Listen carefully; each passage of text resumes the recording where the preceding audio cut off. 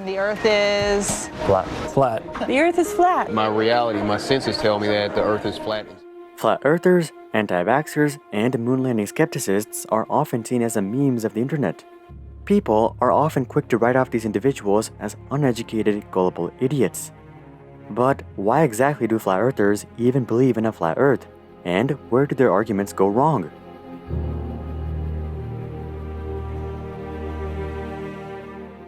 Well, before we get into their arguments as to why the earth is flat, let's take a quick look at what exactly they believe. The most common flat earther perspective is that the Arctic is in the center of the disk, and all the continents are spread out around the Arctic Circle. Meanwhile, Antarctica marks the boundary of the disk, and NASA guards are apparently guarding Antarctica so that people don't travel to the edge of the disk and discover the truth. As for what's underneath the disk, the consensus is that it's just rocks. This actually makes a lot more sense. Before making this video, I thought flat earthers simply thought that the Earth looked like a regular old world map. That made no sense at all, as a flight from California to Japan in a respectable amount of time was basically impossible. The Arctic in the center of the disk theory does address this issue, but it still has one fatal flaw. A flight from the tip of South America to Australia would take an absurdly long amount of time. In other words, though this theory makes more sense conceptually, it doesn't add up proportionally whatsoever. As for the sun and the moon, flat earthers claim that both the sun and the moon are spheres with a 32-mile diameter. These spheres are positioned 3,000 miles above the face of the earth and move around in circles kind of like a spotlight.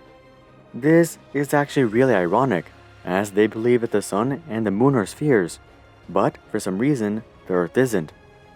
Anyways, as for the lunar cycle, the Flat Earth Society wiki suggests that the sun and moon are wobbling up and down when circling the disk. When the moon's altitude is lower than that of the sun, we see a new moon. Conversely, when the moon's altitude is higher than that of the sun, we see a full moon. But what about lunar and solar eclipses? Well, they think that there is an invisible anti-moon that is also circling the Earth, which will occasionally cover up the sun and the moon. That's the basic mechanics of the Flat Earth theory.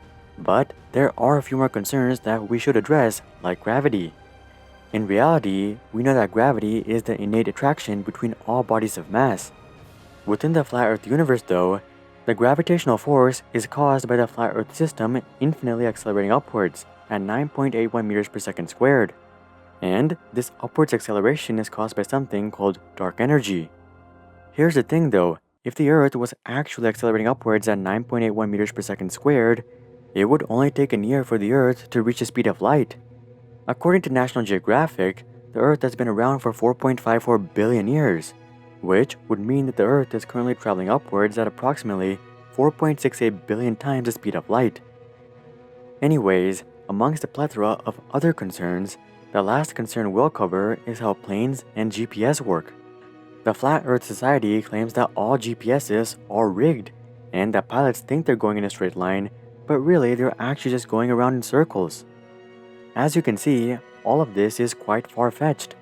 However, the Flat Earth Society is still very much a real thing. So why do people continue to buy into this theory?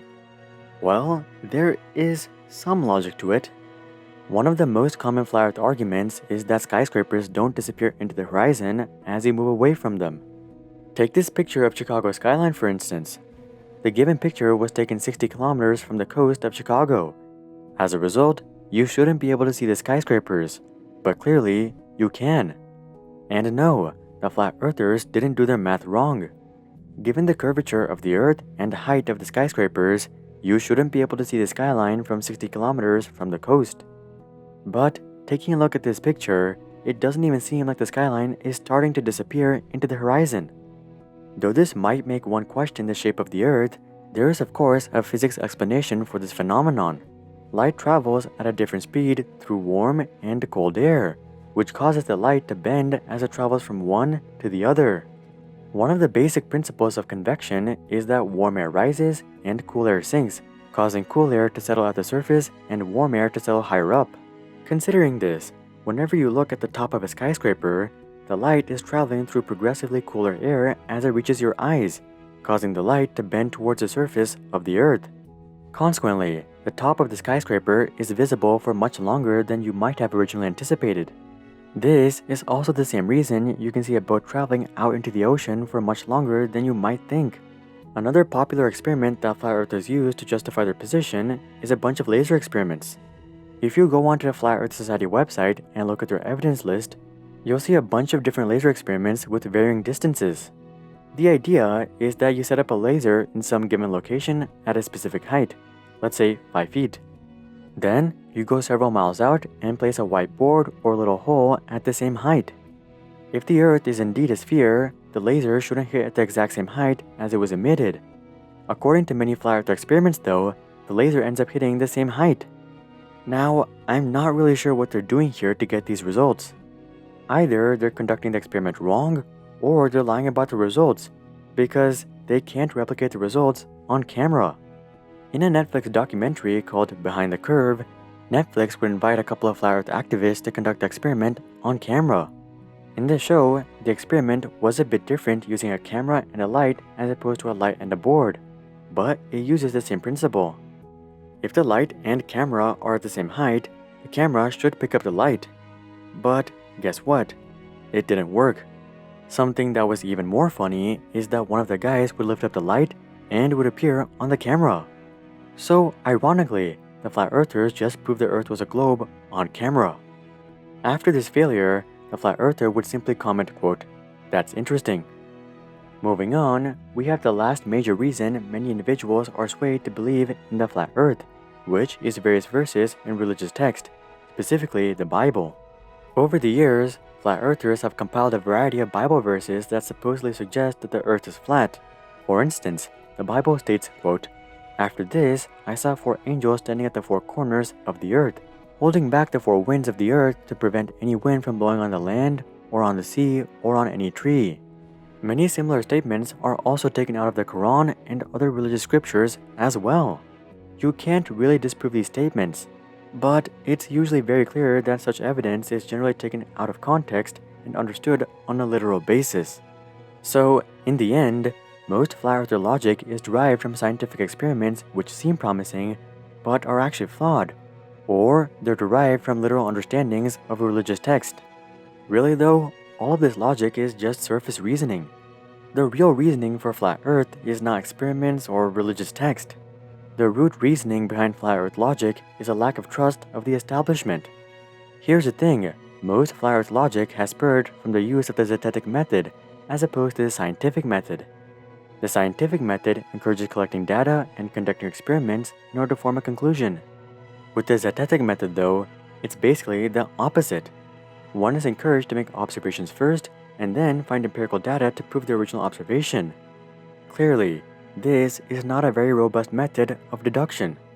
Moreover, scientists discovered that the Earth is indeed a sphere thousands of years ago. Aristotle, who lived in the 300s BCE, was able to deduct that the Earth was spherical through various astrological observations. And since then, scientists around the world have come to the same conclusion through a variety of different methods. By the time Christopher Columbus sailed the ocean blue, virtually all educated individuals knew the Earth was spherical. In fact, the story that Christopher Columbus set out to prove the Earth was round is completely false. The reason that various kings didn't want to fund Columbus's journey is because they thought his travel time frame was extremely wrong. Columbus thought that he could make the journey in months, while the king's advisors suggested that it would take well over a year. The king's advisors were actually technically right. Where they went wrong though was not knowing that there was a huge piece of land between Spain and China. Anyways, as you can see, flat earthers versus globe earthers is not an age-old battle like you might have come to believe. Ironically, the vast majority of modern flat earth theory was developed and spread within the last 200 years. You see, throughout the 1800s, many individuals disliked the rapid scientific progress that was occurring, and they wanted to return to the basics. So, they encouraged people to make their own observations and come to their own conclusions. One such influencer was a writer named Samuel Robotham. He would write about an Arctic-centered Earth that was flat, and this would be one of the first resurgences of the flat Earth theory in thousands of years. This mode of thought would grow over the next several decades, and in 1956, Samuel Shenton would set up the International Flat Earth Research Society, dedicated to finding evidence that the Earth is indeed flat, unlike we've been told. At the end of the day, why are flat earthers still a thing? Well, it's not because of lasers or skyscrapers or the Bible. The primary reason flat earthers are still around is because of mistrust of the establishment. No amount of evidence will prove handy in disproving this logic, and as long as there's a lack of trust, the flat earth community will continue to thrive. What do you guys think is the main reason flat earthers have surged over the past few decades? Comment that down below. Also, drop a like if you guys enjoyed this explanation. And of course, consider joining our Discord community to suggest future video ideas, and consider subscribing to see more questions logically answered. But until then, I'm Hari, and I'll see you guys on the next one.